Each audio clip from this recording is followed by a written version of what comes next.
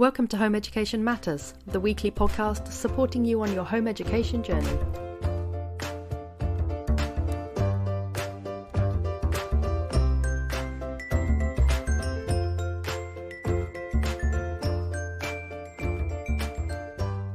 Hello and welcome to Home Education Matters. And today I am joined by Diana Edwin, and we are going to be discussing the Charlotte Mason approach. And this is the second of a kind of two-parter looking at the Charlotte Mason approach. And today we're going to be talking quite specifically about how you can take the freedom and the approach of Charlotte Mason and then adapt it to fit with still doing GCSEs and jumping through the kind of GCSE hoops.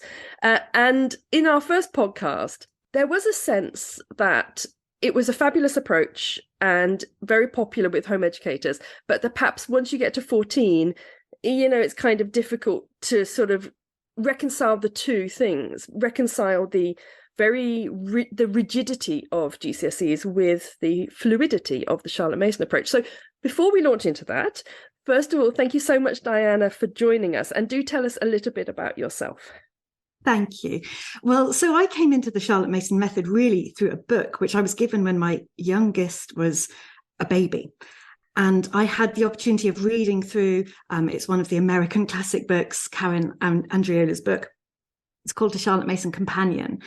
And even though it was very old-fashioned and very American and didn't seem kind of relevant to me, I loved the ideas in it. And there was something about it that just drew me in. And I realized there was something quite magical about it that I really wanted to extract something from it for me. And so I persisted with just learning about this method. And as we decided that our eldest was not enjoying preschool and so therefore wouldn't continue to go, I began to meet with other home educators in the area. And none of them were into Charlotte Mason. None of them had heard about her.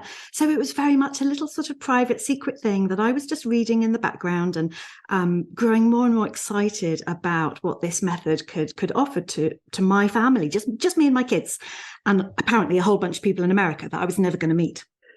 So it was very personal to me. And so I was able to try things out, practice it, but I didn't have anyone to talk to about it. All I had were the blogs in America that really just made me feel really inadequate, I suppose, in comparison. I didn't have a massive basement that, was full of books. And so it was always really hard to feel like I really want to do this, but I feel like I'm going to do it really badly because I'm not set up and I'm not in America and I don't have the support. Well, obviously, fast forward, 12, 14 years, however long I've been doing it now, I've got older teenagers and we do have community. We do have people nearby. We do have support. And that's why I'm here doing this, is because I don't want anyone else to feel like me. I don't want anyone else to feel like, oh, it's just me on my own and a whole load of people that are doing it much better than me. I want to be able to extract something beautiful for my family. And so, yeah, that is what I have been doing and pulling out lovely things and enjoying this journey of education with my children. And we have loved it. And that's why I keep ranting on about it. And I dare say I will long after they've left home. It's one of those things, isn't it, that once you find an approach, even if it's just home education generally, that you tend to become a bit of an advocate for it. You mentioned that you started very, very soon with Charlotte Mason. So I'm guessing that you home educated all your children all the way through, have you? Yes, they've never been to school. So my eldest is now facing college and has done interviews and they're quite perplexed. What do you mean you've never been to school? Most people have done a little bit of school. No, never been to school. So, and really I have stuck with Charlotte Mason right from the start, which again is probably very unusual. I had an aunt and uncle in America. She was the lady who gave me the book. And she said, if I had my time over again, I wouldn't get sucked into the expensive curriculum. I wouldn't spend hundreds of pounds on, ready-made curriculum in a box type thing that appears twice a year and it's all done for you. She said, I would just stick with the Charlotte Mason method. And that is what I have done. And you've got no regrets about regrets. No, quite the opposite, no. I think. Yeah. So tell me from the start, you mentioned that you saw it as a very American approach, and certainly a lot of the blogs and the articles and things have a kind of American centric feel. what would you say is the main difference between the UK approach to Charlotte Mason and the US one? If you can, I know obviously everybody would do things slightly differently, but is there a sort of differentiation you can make? It does feel as though very much in America, the bulk of the material that you can find online, and honestly, I don't know how these women do it. They're home educating or homeschooling like 10 children, and they're running a blog and like a business on the side. I've only got two, and I've got enough to do, thank you very much, without spreading everything all over the internet. They're super women, these people, yeah, aren't they? They really are. Yeah. That's the first difference. I'm not like that. The second difference is that many of them are Christian, and so for many of them, this is wrapped up in the identity of themselves as a Christian family, as a family of faith, and that everything is very deeply founded on that. Now, I am a Christian as well. That is important to me, and I can read and interpret kind of what other people are saying, but it doesn't really fit over here. We're much more of a multi-faith, multicultural community here. We've got many secular families who can't see beyond this religious terminology. And so one of the jobs that we're trying to do here in the UK is to interpret and to translate some of the vocabulary and it is early 20th century. It is late Victorian wording and phrasing that just doesn't sit very easily on our very tired brains when we're trying to listen to, a tiny little audiobook at the end of the day. We just need it to speak directly to us. And so it can be a bit difficult to get into that. In the UK, we have just an amazing community. We have many Muslim families. They're going to take these methods and these values and interpret them for their own faith values. And that's really important to us as well in the UK, that no one is excluded from this method just because they don't have the same Christian faith that Charlotte Mason had. So would you say that you're trying to extricate the religious aspect from the pedagogical approach? So, yeah, for many people, they can't pull them apart because we are holistic, aren't we? We are mothers and educators. And although, I would say, we always try to be a mother before anything else. That is the most important thing. Where the line stops between, well, am I just being a mother now? Am I just kind of doing kind of a Bible study thing? Because that's what I do as a mum anyway, whether or not they were at school. Or does this fall into like the educational category of, no, we're going to do some religious studies? It's very blurred. We don't need to make those boundaries. So for many families who have a faith base, they can't pull it out. They can't say, well, this is separate. But obviously for families who don't have that faith base, then they're wanting still to look at character and values and morals and good habits. And those things are they education? Or is that parenting as well? We want to raise our children with values about what it means to be, a contributing adult to society, whether that is whether it's like the citizenship thing, which that's what they'd call it in America, looking at examples of either great or not great people and drawing kind of ideas from that about, was that a good thing to do? Should we be living our lives like that? Just to have that kind of character training in our home ed. That's interesting, because my next question was going to be whether why. My next question was going to be why the Charlotte Mason approach is so popular with religious families. And would you say that it is because of this, in inverted commas, character training aspect, this kind of ethical seepage that goes on through the texts and through the approach? Yeah, so Charlotte Mason, one of her first principles is that children are born persons with capacity for many things, good things, not so good things. All of our capacities as children, she wants us as parents to help our children to develop those potentials and to develop them into a strength which the child can then draw on. She calls it, developing it into a power. if you have a power, like a superpower, as you know, you can talk about with your little kids, if you've got a superpower, you know how to use it, you know how to control it, you know when to hold back and refrain from using it or use it as appropriate. And we need to develop those things in our children. We see these little seeds of wonderfulness, and no adult has been a patient adult right from the start. Okay, some people just say, oh yeah, I'm not a patient person. And they write that off as a personality trait and say, I'm just not a patient person. And actually, patience isn't a personality trait. It's a character trait. You can learn to be a more patient person. Ask me why I know this.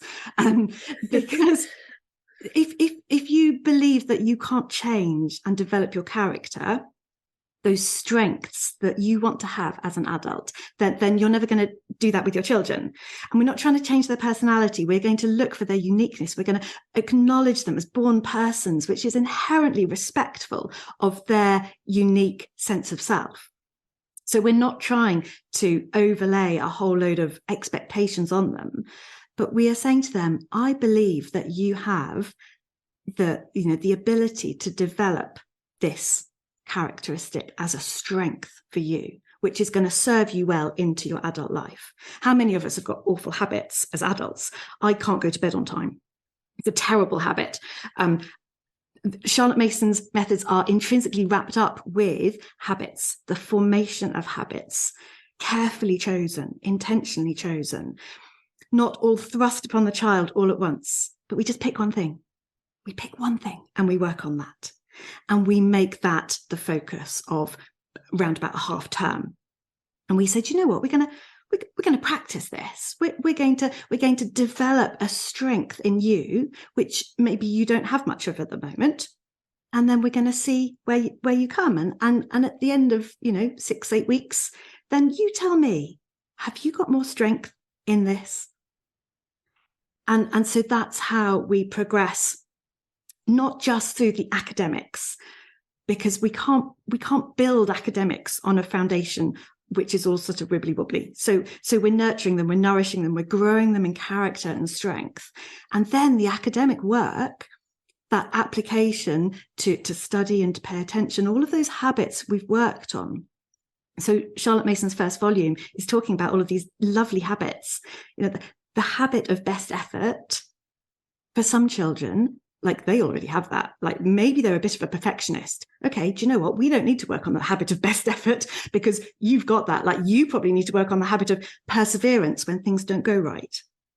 Because if you're a perfectionist, that's what you're going to struggle with. So none of this is a blanket, you must do this, but it's opening up our resources as parents to say, how can I help my child grow and flourish in the best way? And which things might be useful for my child at this point? So yeah, we kind of pick what we need as we see our children growing up. My next question then is, you have this focus on strengths and characteristics and developing those in the child. And so, for example, you might take a half term and focus on developing patience, and then all of your educational approach will be sort of working around that. So who decides on the ideal kind of strengths and characteristics? Is it the child? Is it you as the parent? Is it Charlotte Mason? So there's many. I mean, I would say patience is sort of an ongoing thing that I've been working on in myself. I've chosen that for me. That I'm very aware that I needed to work on that. Charlotte Mason has got many kind of ideas of different sorts of habits you can work on. There's various lists. Some of them are things like the habit of thinking, and that's a really interesting one. The habit of thinking, actually. That is a deliberate exercise, and that comes with practice. So we could say, actually, I really want you to think about this. Are we just running along habitual lines, or are we kind of stopping our habitual lines of thinking and trying to go in a different direction? And this kind of feeds into science as well. Are we just kind of seeing what we expect to see, or are we stopping that automatic train of thought of like, oh yeah, that's going to happen? And stopping saying, is this actually what's happening right now? So the habit of attention, of observation to actually what's happening. So the principles are there. The habits may not come naturally to many of them. And so sometimes you might feel, yeah, my child isn't ready for this habit, so I'm not going to take anyone else's schedule of which habits should be put in and introduce them. For a child with ADHD, the habit of attention obviously is going to be incredibly difficult. But what do we want as a parent of a child with ADHD is we want their capacity for attention to be as strong as it possibly can be for our child. So that is going to be a focus, but we're not going to have the same expectation. So the end result is not going to be the same. So we're not looking at hitting certain goals or certain markers by a certain point. We're actually just looking at how we kind of provide this environment where we encourage our children in the things which they find really difficult. And you mentioned earlier about that one of the things you do is kind of interpret or modernize the Charlotte Mason approach. And I'm guessing there are some habits and characteristics that perhaps to the modern eye, you might think, no, I don't know if we still need those. I don't know if humility or submission or those kind of things are in there. Maybe they're not. I don't know much about Charlotte Mason. Yeah, obedience is one, which, that's a bit of a trigger nowadays, isn't it? That's a word which some people are going to kick off at. Yes. So, there is definitely an element of needing to look at these values and say, are they my values? And are these habits things which I think are important for my children? And Charlotte Mason never intended any kind of program or something based on her work to be pressed onto parents willy-nilly without any kind of discernment. She gives us the choice and the responsibility and the freedom to choose what is right for our children. And that's really key.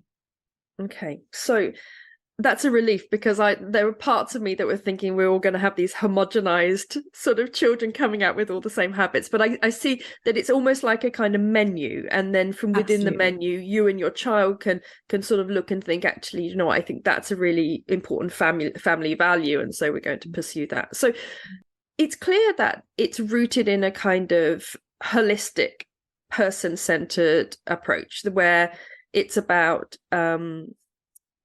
not about learning specific skills, but it's about developing and forming a person. So now let me go for this now, because in the previous podcast that we did, I didn't know much about Charlotte Mason, and then by the end of it I knew quite a lot about the Charlotte Mason approach. So I'm going to have a go at telling you what I think it is, and then you can correct me. And then after we've done that, we can then move on to how you can take that approach and move it into exams. So the Charlotte Mason approach, from when I very first went into the podcast, I thought it was living books and copywriting. That's what I thought it was. By the end of the podcast, the first podcast, I realized that it was about laying out options for your child, and they could then interact with those as they chose to, but you lay out options within a kind of remit that you kind of approve of. I know you're not going to like some of this terminology, but so it's the idea that you maybe choose living books. So you choose books that have a certain that engage with the subject in a sort of like authentic and passionate way, but also have a certain inherent quality to perhaps to the writing and the approach to the subject. But you would lay these out, and the child would choose what they engage with, and then the child would maybe read the book and then tell you about the book, like tell you what they learned from the book. So it's very much about the child's primary engagement with the source. That's kind of what I took from it. So how far off am I? I think that's really good. I think that's a great summary. You've definitely been listening to the people that you're talking to. Yes, absolutely. There are boundaries and criteria that kind of we set in place that as parents we're choosing the diet that we're feeding to our children in terms of the literature available to them. And obviously we have the internet, there's YouTube and Wikipedia, and there's all sorts of other modern resources. And still we would apply the same principles to those. We're still going to use YouTube to watch a video on something, maybe. So it's not just about digging out the old books but I have plenty of these old, beautiful smelling books. So my children definitely don't judge a book by its cover, because they know that sometimes those really boring, old, musty books are the best ones. But I'm not against using the internet for our resources either. Is there such a thing then as living websites? Well, I would say people are a great resource. Experts in their field are an amazing resource. Anyone who has an interview with someone, whether it's David Attenborough or, or anybody else, and gets excited about, oh my goodness, this is amazing.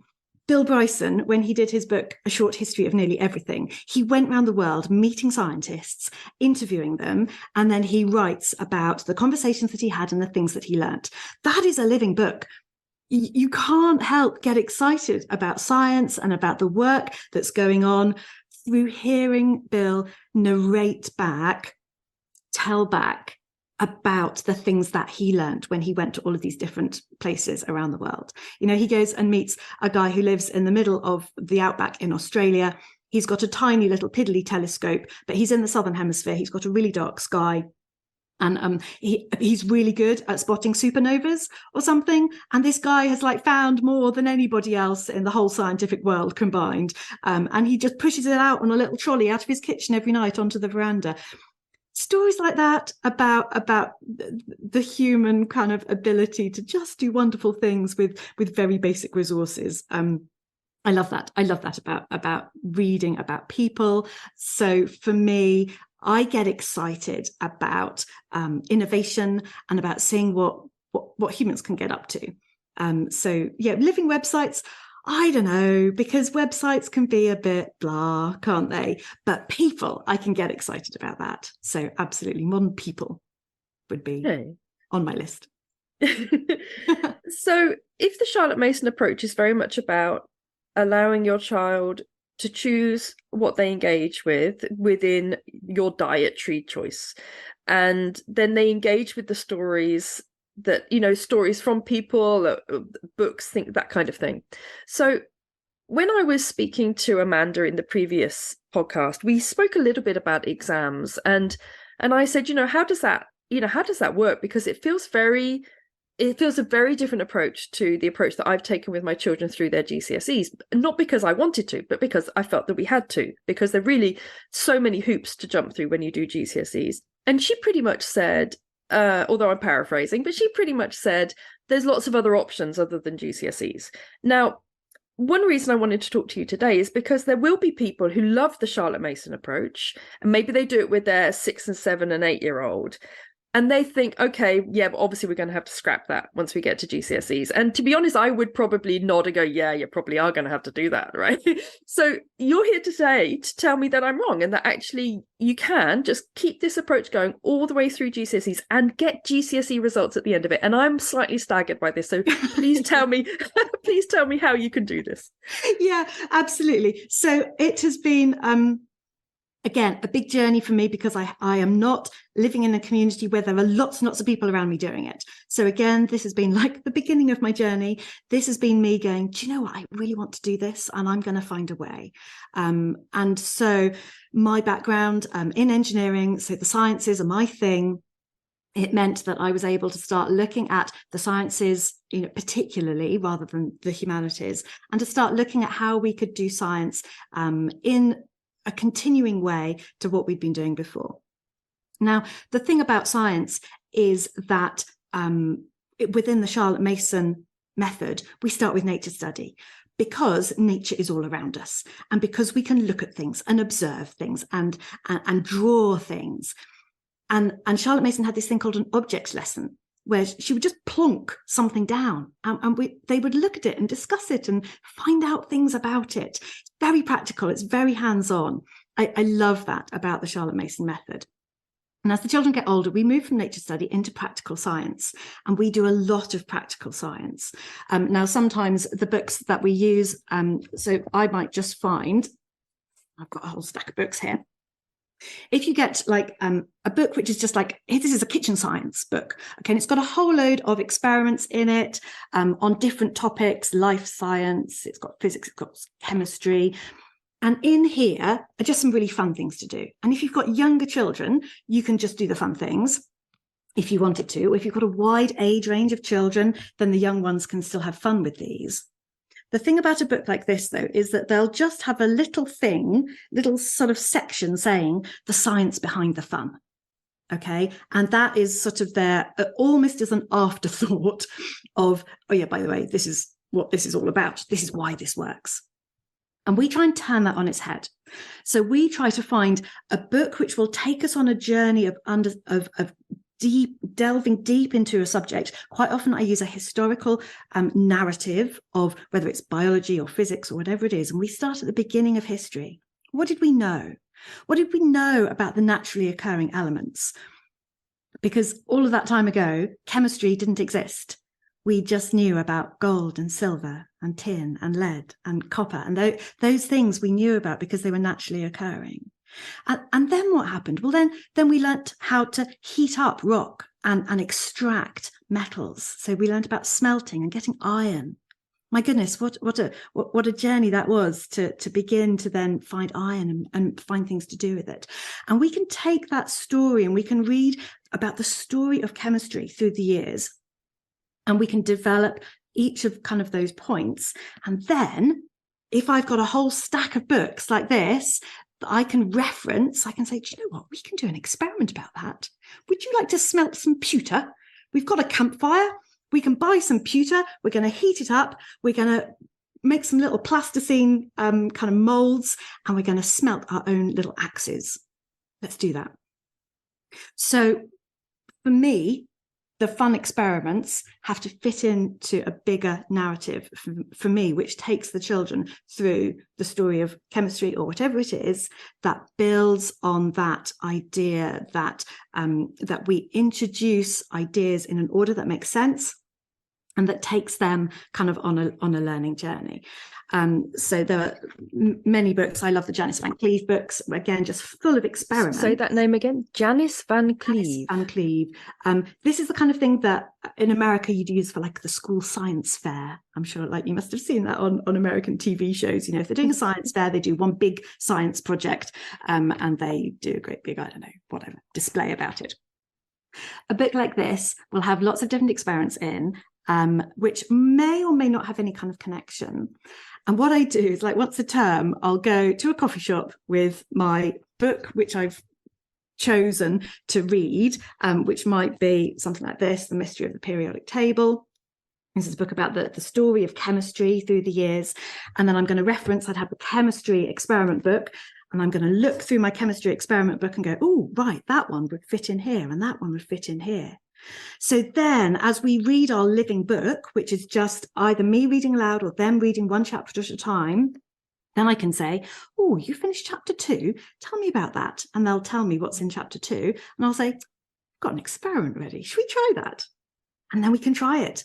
And we can jump in to experiencing the subject ourselves. There's something magical about reading about Galileo. So can I read to you just quickly? Read away. Galileo entered the University of Pisa in 1581 to study medicine.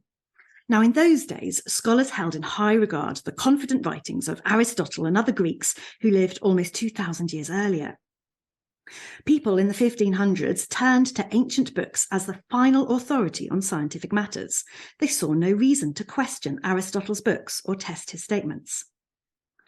During his first year at university, though, Galileo discovered an important principle that ancient Greeks had completely overlooked. Students at Pisa began their day by going to chapel. One morning, Galileo knelt and said his prayers in the dark chapel, and he got up and watched a lamplighter light the candles in a lamp which was hanging 30 feet down from the high ceiling. Lighting the candles caused the lamp to move in a slow back and forth motion. As its motion died down, it seemed to take as long to make one small swing as one large one. Galileo timed the chandelier swing with his pulse. Galileo went back to his room to try other pendulums, and his experiments showed that the time for a complete swing was the same whether the arc was a small or a large one. Galileo's discovery is now known as the principle of the pendulum, a principle is a law of science. And in this case, Galileo had found that two pendulums of the same length would swing at the same rate, regardless of how wide or shallow their arcs. Only by changing one thing could we change the time needed to make the lamp swing. Now I'm going to stop there and I'm going to say, right, we're going to try it. Here we go. I've got some string. I'm not necessarily going to have a candle at the end of it, but I'm going to bung something on the end of it. Right, let's time it. Was he right?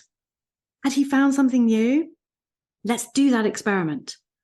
And now I've deliberately not said what this other change was that is needed to alter the length of the time of the swing. So we're going to find that out. What I don't like about teaching nowadays is that quite often they start off with the learning objectives, don't they? They're like, it's like spoilers. They're going to tell you totally. It's the punchline of the joke, and you haven't even had any of the preamble. I'm not going to give them the punchline. It's like, we're going to find out. What is that one change that is needed? We're now going to experiment and find out what that is. So I'm going to use a story like that, because then the next time it's like, right, what was Galileo mucking about with last week? Can you remember? And if they can remember the story of Galileo and his experiment, then that is helping them. That's giving them a hook to remember what they studied and what it was all about. And that's what I find really powerful, is the power of story to remember things. And that's what I do all the way through GCSE course. So I'm doing GCSE physics at the moment with my second child. So obviously I've done it once already. And we're doing all sorts of experiments like that, where we're reading about the scientists and what they have, what their journey to discovery. And then it's like, right, let's give it a go. Let's make a motor.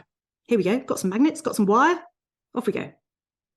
So first things first, I will be putting the links for all these books down in the session notes. And actually what I'll do is I'll put them in our Facebook group, so that if anyone listening is like, that's a great story, I want to buy that book, then I'll make sure that we put the links for all these books in the Facebook group, because in our Facebook group we have a post for each podcast in which our guest comes on and we can put the links and things like that. But my second thing I'd like to say is I love that approach. Half of me thought that sounds fabulous. Like, what a great way to hook children into learning something, because there's no way that any child in the world would not remember the pendulum story, because it's so well told. The other half of me thought, it's a real shame that the chemistry GCSE doesn't ask anything about Galileo or pendulums. And now you see, so my question there is, where does the syllabus come into this? Because obviously, IGCSE chemistry, for example, asks specific topics. Now, I'm guessing you don't approach each topic and learn it, that you actually learn the whole subject in a much broader way and then hope it comes up on the paper?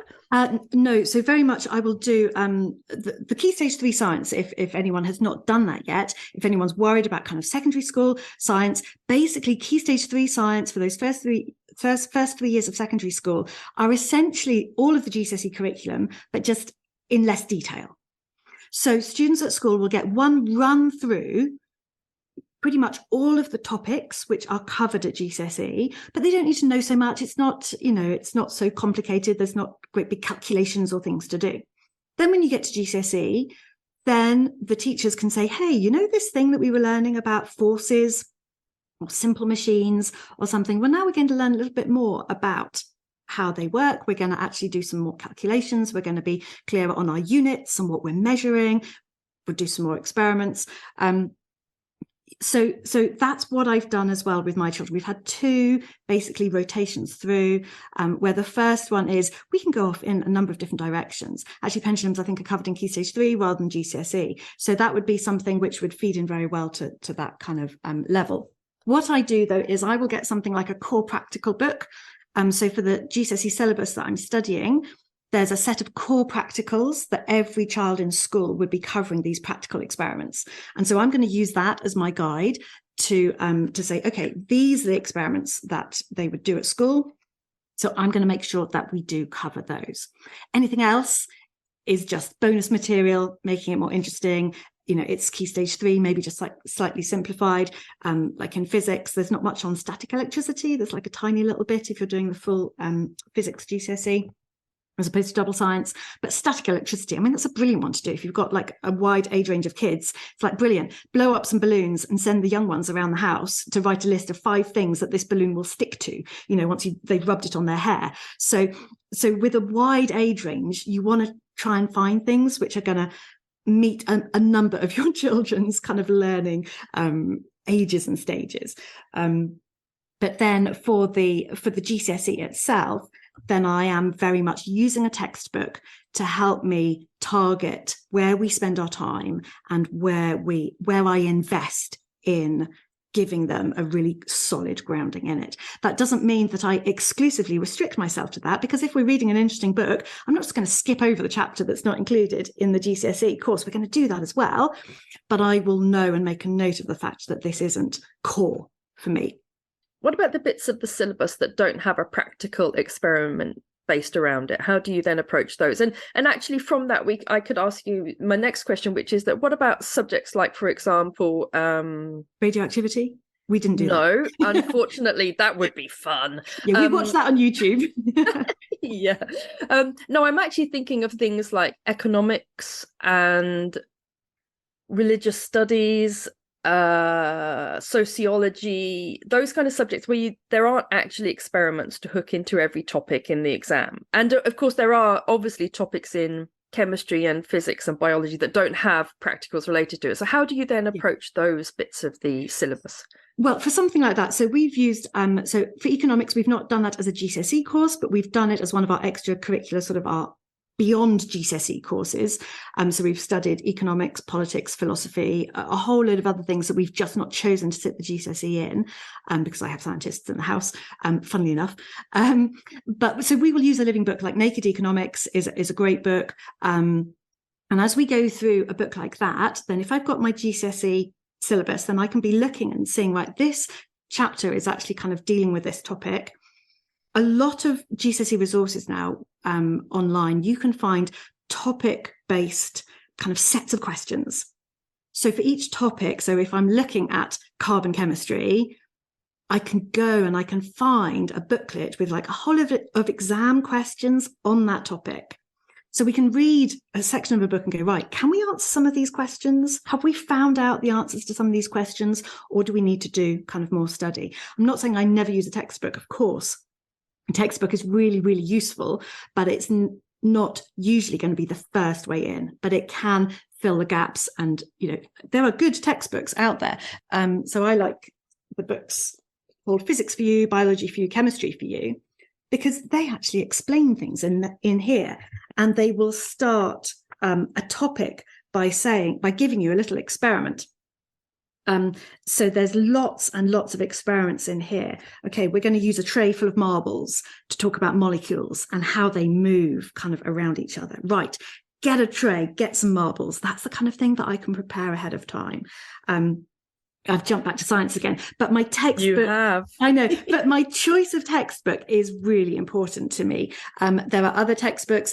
There was one which I got very cross at because it just said, it rearranged a formula, not explaining how, drawing information from 2 other formulas. This was like the speed of a falling object just under the influence of gravity. And it said, by the way, here's another formula that you need to know how to use in the exam. And they didn't explain it at all. Well, that's where I blow my top, because, you know, there are other textbooks which show how you get to that formula. And that's what I want for my guys. Some subjects, for example, they just don't have many textbooks. And it would take economics. When my son sat the GCSE, there actually wasn't a textbook for his exam board. So he had to use like a CGP generic one. And the same thing, if you take environmental management, there's one textbook and it's notoriously dull. Religious studies. We've got both of them. And astronomy. Astronomy is a classic example of a great subject that they've made very boring with the textbooks, all of them, because we bought all 3 and they're all boring. And religious studies, a fascinating subject that they've made boring with textbooks. So my question, I suppose, then is, for something like astronomy, which I know is a bit of a niche one. Okay, let's go for environmental management because it's much less niche. Yeah. The textbook is terribly dull. Yeah. There's not a lot of living books on it because obviously it's a very modern, lot of the topics are very modern. And so would you be looking at newspapers then, or YouTube videos? How would you be accessing that kind of the syllabus content? Right. Well, my daughter's read quite a few books. So, for example, Rachel Carson's The Sea Around Us. That's all about, obviously, the oceans and the conservation of that. Lots of David Attenborough. Lots of David Attenborough feeds into environmental management really well. We did, when they were younger, we did a thing on geology. And there's a lovely American lady called Ellen J. McHenry. And her website has got some amazing resources, which are all very kind of living narratives of like, we're going to dig into rocks and dirt. And that is a brilliant PDF. You can download it. And that goes into geology. It goes into soil science. It covers like a whole load more. It's probably like A-level geology standard, I would say. Having looked at like the content of it. So we haven't used all of the resource, but I've obviously then matched it up to what we need to know for the environmental management. And we've used that as our main resource. So we've learned about the different minerals. We've, lots of, they've lots of lovely pictures and things in there, and we've collected rocks, and yeah, we've gone a whole load further probably than we needed to do for the geology section of EM. Sometimes it's just really nice to get other books. This is called Yorkshire Rock, and it's a lovely book, and it's just got loads of diagrams in here about the layers, because you need to know when you're looking at things like earthquakes, you need to know about how the tectonic plates work and the natural disasters that kind of come out of all of this. And so a book like this, which has got, you can kind of read it through and study. It's got a lot about the ocean floor as well, and so sedimentary rocks and how they're laid down. There are books out there. I know there are, and because I use them, but it's really hard to communicate that to the wider community. We've got a Charlotte Mason community here in the UK. We've got a Facebook group. We've got groups in there where we're trying to collate the best books that we can find on each of these subjects. And that's one of the things that I'm passionate about, is sharing kind of what I've learned on this journey of taking my children through things like environmental management, using a lot of living books, and how that has really enriched the fact that, yeah, there is a textbook. Yeah, it is pretty boring. We really haven't used that a lot. I use it. I'm the parent. I'm trying to figure out, okay, right, we need to know about this. We need to know about that. I'm trying to understand the scope of the study that my child needs to do. And then I'm trying to find ways that we can do that without sitting them down and saying, right, you need to sit and read this really boring chapter and then answer the questions at the end of the book. I mean, that's perfect, because that does slightly answer my next question, which is that it feels like as an approach, it's quite effort heavy. So you would need to sort of really do a lot of research about which books sort of match up to different bits of the curriculum. But I get the impression that in your Facebook group, that's something that maybe has been kind of done in advance. So that helps a little bit. But my next question, I suppose, would then be that I think I'm getting a sense of how it works. So you look at the syllabus as a parent, and then you think, okay, like, how can I engage my child with this in a way that involves really good books with stories that properly engage them? And then you go out and you buy 6, 7, 8 books, depending on which bit of the syllabus you're in.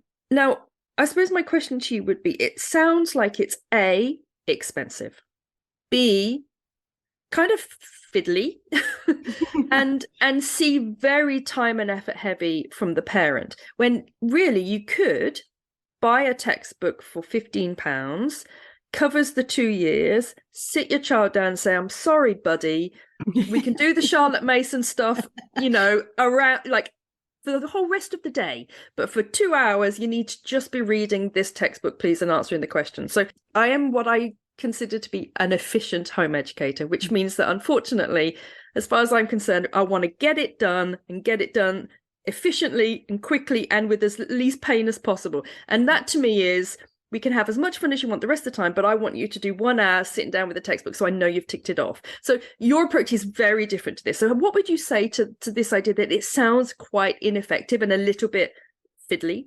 Yeah, I get it. I absolutely, the need to be pragmatic and to be practical about it. One of the things that we do within our community is that we sell on and we share books.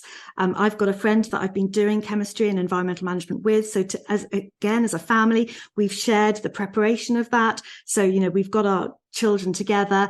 And so I've done like 2 chemistry experiments at kind of different levels. And then, so we've split the children half and half. So we do sort of one GCSE focused and then one for the younger children.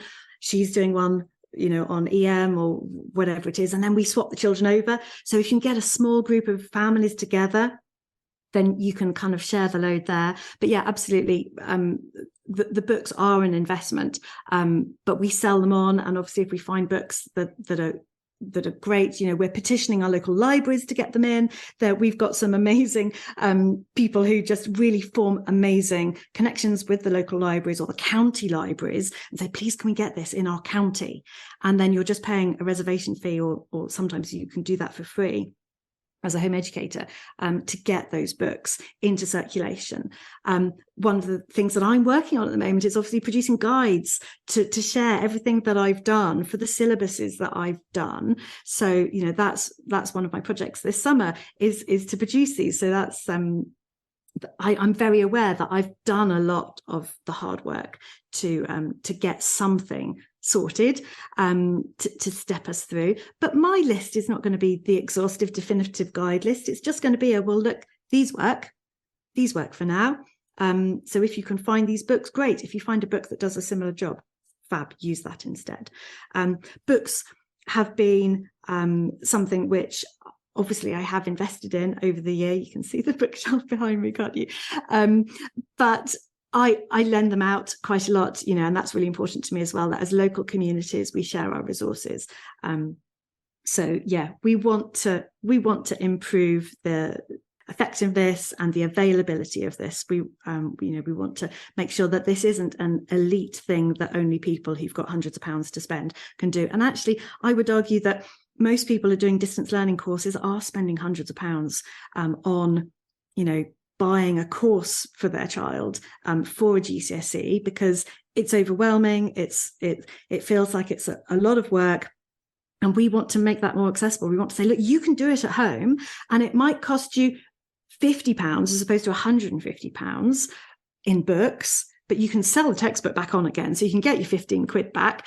And then you've got these other lovely books, which again, you can either keep for your next children, or you can sell them on as well. It is one of the things that I know will put some people off is the need to invest in books. But I mean, I would argue we invest in our children in so many different ways, don't we? And it's just a matter of where do we put that money?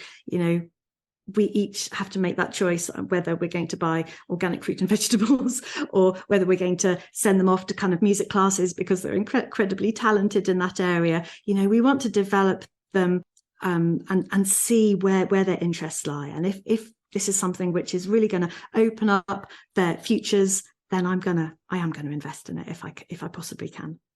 What about the efficiency of time? Because one thing, I mean, I think I already know the response, but so my guess would be that I would say, why would I sit my child down to read multiple books about rocks, even if they are really fun and engaging, when she could watch a 20-minute YouTube video and she will remember it and learn it, right? So and then we got the whole rest of the day free to do other fun stuff, to read books, really good books, but that aren't about rocks, for example. So why would she spend multiple hours reading about rocks when she could watch a 10-minute YouTube video? And I'm guessing you would say that it's about the process of learning rather than the outcome, would you? Well, I would say that actually we wouldn't spend a whole morning reading about rocks. The things that I'm showing you, our lessons are very short. The Charlotte Mason method keeps lessons very, very short. So even for a teenager, we're only ever going to spend 45 minutes on one subject, and then that's it. We switch to something completely different. So our study into rocks, that we took a half term. And if you look at the EM guide, the different chapters that you've got, if you spend about half term on each one, you're kind of knocking through it in 18 months to a couple of years, depending on sort of how quickly you move through those chapters. A lot of the way that people do GCSEs now is to kind of write from September through till March. There we go. We're going to blast in 6 months through the entire course book, and then we're going to do the exam in May. Done. Forget it. Move on to the next one. That is absolutely not my approach. We have been building up and building up and building up our learning in all of these areas. We're going off into, we're probably reading 35, 40 books a week, but we're reading one chapter from that book a week. So we are going in so many different directions, but they all have post-it notes in them. So they'll have post-it notes with like the day of the week or which child it is. So they've just got their place marked, and it's like, right, open it up, read the next chapter, tell me all about it. There's minimal effort involved in that. Once I've picked everything, once I've planned and found the resources, it's open and go. There's no lesson planning involved. It's like, we'll read the next chapter and let's see where that takes us. So it's very simple in that sense. I've not got a great big kind of, oh, I need to do this and do that. And, there's the lesson planning is as simple as once I've found my books. So it's quite old school in a way, in as much as, and I don't mean this in a bad way, in as much as when I was at school, for example, we had pretty good books, and every lesson we had our books in our desk, and we would lift out our book and we would carry on with wherever we were in the book in the last lesson, and we kind of plodded through, not in a bad way, but we plodded through gradually through the syllabus. Now I get the impression from you that that's the approach you take, that you study a subject over a long period of time, like 6-7 years, and that then at the end of it, when they're 16, they take all their exams in one summer, do they? Oh, no. We have taken them when they're ready for them. So I have staggered them very much. But I didn't want to start too early because I wanted us to enjoy that breadth of a secondary school curriculum, which I remember loving at school, a non-exam focused ability to pick up our ologies, geology, meteorology. We spent a term as our special science topic. We picked clouds. We did like a term studying clouds. We used the wonderful Cloud Spotters Guide, which I was reading aloud from because some of it's not suitable for young ears. But the book is fabulous. It's a really great book. And we just go out and just lie up and look at the sky. This was half an hour once a week. I'm not saying we're spending an entire term on it, but as in all of our time. But that was our special study for that term. And now I can still see my children looking out of the car window and taking a picture of a beautiful cloud formation because we spent that time with it. Half an hour once a week for a term. That was all we needed. They did a study once where they got 2 families to read a book. And for one family, they read 1 chapter a day for 12 days. And the other family, they read 1 chapter a week for 12 weeks. And then a year later, they asked the families what they remembered from that book. Which family do you think had the better retention of what happened in that book? Obviously, it was the family that spent 12 weeks with this book. They didn't spend any longer on the book. It wasn't more study. They just spread it out over a longer length of time. And so, my approach is the same for GCSE. I don't want to bash it through in 6 months and then forget everything that I learned. I want to spend years in studying about chemistry in lots of different ways, non-exam focused, because that's not great. That's just the hoop we've got to jump through at the end. We're going to do chemistry in so many different ways. And then when we come to, okay, we're going to do a GCSE in chemistry. So now we are going to learn, okay, how we answer these specific questions. We've got all of that background to draw on, all of that experience. Like, do you remember when we did that experiment? And we were like boiling down the salt in the kitchen to boil off the water and try and find the salt that we'd dissolved in this solution. Do you remember when we did that and we almost burnt the saucepan dry? There's that shared experience that has grown over the years of you just spending, 45 minutes once a week, chemistry. There we go. But over the course of time, that really builds up to a big body of knowledge that the children can then draw on when they do the GCSE. I mean, it sounds to me very much like it's an approach that favours a kind of lifelong learning and a lifelong love of learning and an understanding of how things fit into the world around you, rather than a kind of efficient sort of rampaging through the syllabus. Yeah, this is not about, the exams are not the be all and end all. They're not the highlight. The learning has been the highlight, not the GCSE grade. What about subjects that you feel less confident in personally? Because obviously you talk about science a lot and you're obviously very happy with that. Now, for me, I would find science quite challenging, but anything to do with, English or humanities, I would really revel in. So what about you? I mean, there must be subjects that you thought, God, I really don't know enough about this in order to really sort of engage with the children with it. Yeah, so I felt a bit out of my depth with environmental management, I have to say, because that wasn't my field at all. Physics and chemistry, yeah, fine. Biology, geology, geography, not so much.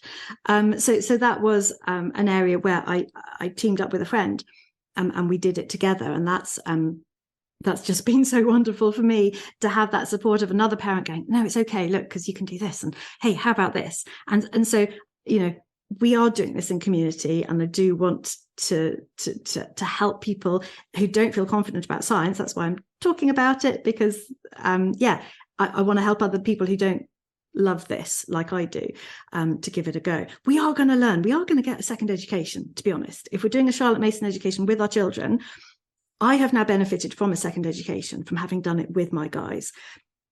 It's not the kind of thing where you say, right, you go off and do your thing, and I don't want to know about it.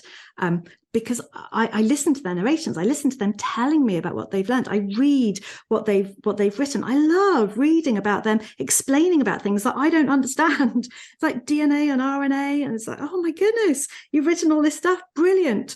I don't always know more than they do at GCSE level, and that's okay. What I do know is I know how to answer from the mark schemes. I know how to use a mark scheme to look at what they've said and to see if what they've said is getting marks on the mark scheme. And I can say, oh, okay, so apparently what you've said isn't going to get a mark. Apparently you need to say this. And they'll go, oh, okay, right, fine. And they learn it better. They are now, I wouldn't get the grades that they're getting if I sat the GCSEs now. Not for all of the subjects at all, especially the ones that I'm really dodgy on. But as I say, I've got together with other people who can help me. There are people like the amazing Kat Patrick's Dreaming Spires courses, which are all Charlotte Mason based GCSE level courses that you could do, which has kind of taken the whole responsibility off you, and so you can completely outsource it if you want. But I like the idea of just gathering a few friends together and saying, hey, do you love history? Because I could do with a bit of a boost here, and we're going to be each other's cheerleaders and mentors, aren't we? And we're going to help each other along the way. And that's really where I think the home ed ethos, we need to celebrate that. We need to still talk about that and encourage that amongst our community, that we're not just doing it on our own. We don't have to be the teacher that knows everything about everything. I'll move on to community in a moment, but one quick question I wanted to ask you is about neurodiverse children, or children who just don't and won't learn from books. I'm guessing there you would apply exactly the same techniques, but to documentaries and things like that. Absolutely, yeah. Audiobooks. We've used a lot of audiobooks for one of my children who really learns very well using that method. So yeah, there are many different ways of doing it. Actually, I've found that just kind of doing it with your child quite often is the best way, just to take some of that demand, that pressure off them. It's like, well, do you know what? I'm gonna read this thing, and I'm gonna see what I've learned now. My favorite phrase is, I never knew that. And then I complete the sentence. I never knew that. And I'm not making it up. Like, I genuinely didn't know that thing. So there's plenty of opportunities to demonstrate to your child that I'm learning this as well. Or I found this bit really interesting. Which bit did you find interesting? Because they might come in with something completely different. They might be taking something completely different from it. When I run my computer science classes, and I have many neurodiverse children, in that sometimes the parents come too, and they take part in it as well, and they are just coaching and mentoring and learning with their child, and that really helps as well to understand how to study, how to learn things, how to try and do the things I've asked them to do, in the week, to then be ready for the next week. How do you do computer science from a Charlotte Mason approach? That feels counterintuitive. Well, I am the living person, aren't I? I am the resource. I'm a living person too. yeah. I am the resource. So I'm not using the textbook as my main resource. I am taking them through a journey of, hey, right, numbers. Right, what are we doing with these numbers? Okay, we're going to make a thing now. We're going to make a little flap chart. I do lots of cutting and sticking as well, because I find that's quite useful. So if I introduce binary, I'm not going to say, right, our learning objectives for today are learning binary and converting from binary to decimal. I'm not going to say that at the start. I'm going to say, hey, who wants to see a magic trick? And I do this magic trick and I show different cards and I say, right, pick a number. And I'm going to show you a card. Is your number on this card? And I'm going to show them each one. And I go, yes, it's on that card. Yeah, no, it's not on that card. There's a number of numbers on there. And then I can say at the end, you picked the number 12. And they're like, wow, how did you do that? It's like, oh, you're going to find out how to do this trick too. And that's how I teach binary. So it's not about just reading, binary, here we go, ones and zeros. I try and make it interesting and exciting and giving them the opportunity to sit there and go, what's going on here? Because that's the habit of thinking, isn't it? Not just being told what to think, but they get the opportunity to sit there and go, what's that all about? I just had to teach this really boring lesson about the two different types of software, system software and application software. Okay, if that was, and I've got resources that for teachers, like I download and I see what teachers use, and they'll have a screen saying, right, here's system software, here's application software. Oh my goodness, do you even want to listen? I'm slightly glazing over. I know, already. of course you're glazing over. I'm glazing over, and I love this subject. So instead, I've done it right. Software. Does anyone know any names of any software that you've got on your phone, on your PC? And they start coming up with names. And I draw a line on my whiteboard, and I put all of the ones they're picking up on one side or the other. And all of the names that they're coming up with go on one side of my board. And I'm like, hey, guys, you need to try and find something that's on the other side of my board here. Come on, keep going, keep guessing to see if they can think of anything that falls into the system software, which is obviously the really boring stuff that you assume is part of your operating system, but kind of isn't. So I want them to sit there and go, oh, what's she on about? I need to think. I need to try and guess something else. Like, what do I know? Looking at my phone, right, what other software have I got on here? I want them to think about it, because then, when I say at the end, okay, so all of this stuff that was really fun and exciting, these are your apps. That's great. This stuff that you couldn't think about, you couldn't name anything, and it's actually really boring and not interesting, and you're not going to load your disk repair app just to have fun with it. That is system software. So now you know the difference. The fun stuff, the boring stuff. Great. And now they remember the difference between the two. And then they're not going to get them mixed up. Hooking them into the learning. Yeah. You're like the Bill Bryson of computer science. What a compliment.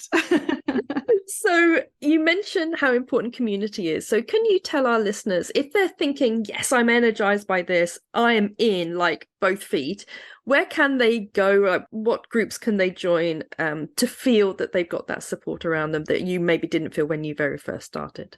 Well, so I'm one of the people behind the Charlotte Mason Conversations UK Facebook group.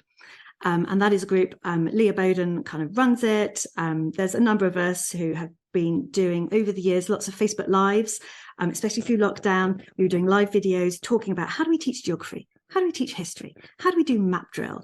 And there's lots of videos in that Facebook group. So loads of resources in there that you can watch a video of someone like me rabbiting on about this is how you do it. So there's lots of material in there to encourage you. Then we have kind of local subgroups that have kind of come out of that. So I've got one here on the South Coast. So then we've got that local community. There are big kind of Charlotte Mason communities kind of around the country. You might not find there's anyone kind of really close to you, in which case you might use the national group as your source of encouragement and support. We quite often run picnics and things in different parts of the country for people to get together.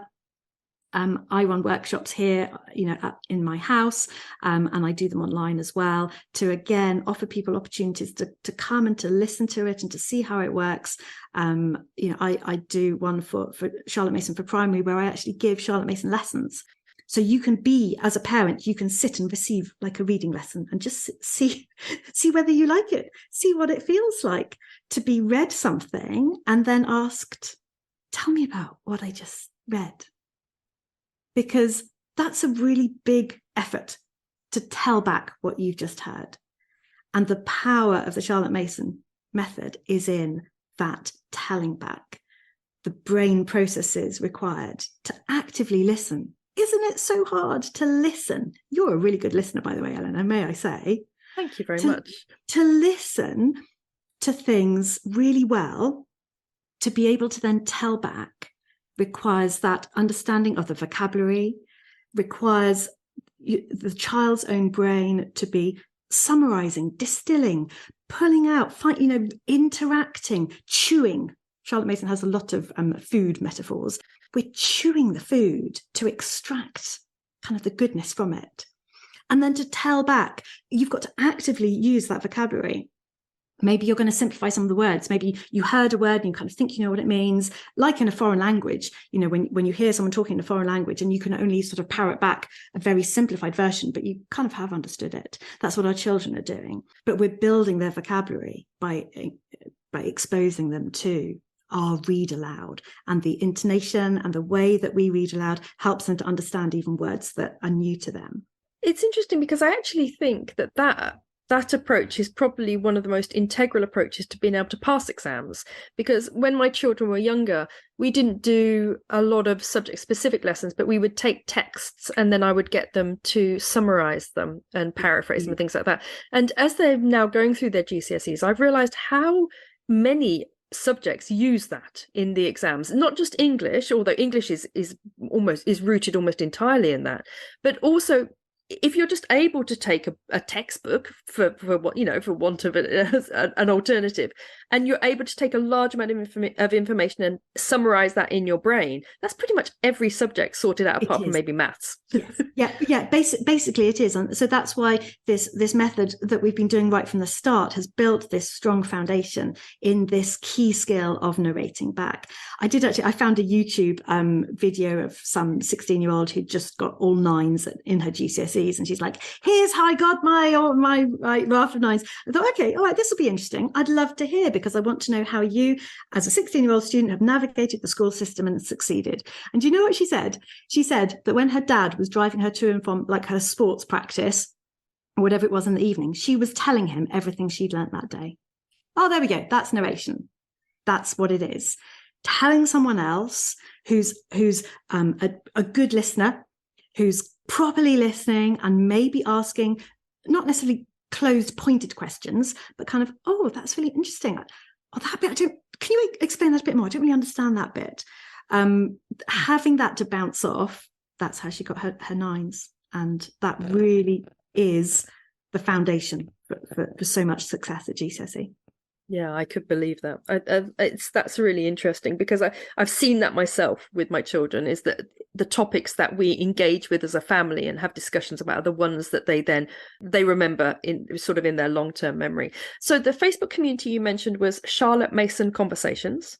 Yes. And what about if any of our listeners would like to get in touch with you? I know you'll be on our Facebook group, but are there any other places they can interact with you or find out about your workshops or your Bill Bryson of computer science or any of that stuff?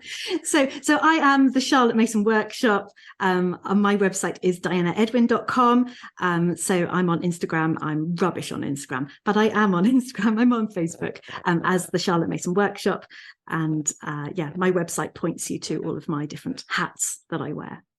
Fabulous. And we'll be putting those links in our Facebook group as well for anyone who's listening, and all of those books, which I'm afraid as listeners to the podcast you won't have seen, but Diana was holding up some very interesting looking books that I was tempted to make notes of as she was holding them up, because they looked really cool. So I will make sure that all those links go in the Facebook group as well. So Diana, thank you so much for joining us today and talking us through the Charlotte Mason approach and how it is uniquely possible to actually combine these two approaches and succeed in exams, because I honestly was quite skeptical because having gone through the exams, they're soul destroying, and so it's wonderful that there is that other option. And whilst it may be a little bit more time consuming and a bit more expensive, I think what you would end up with is a child that is rooted in what they've learned, rather than, as you say, regurgitating something then forgetting it the next day. So thank you so much for joining us today. It was lovely talking to you. And to you, Eleanor, my pleasure. Thank you so much for joining us for today's Home Education Matters podcast. See you at the next one. Have a lovely day.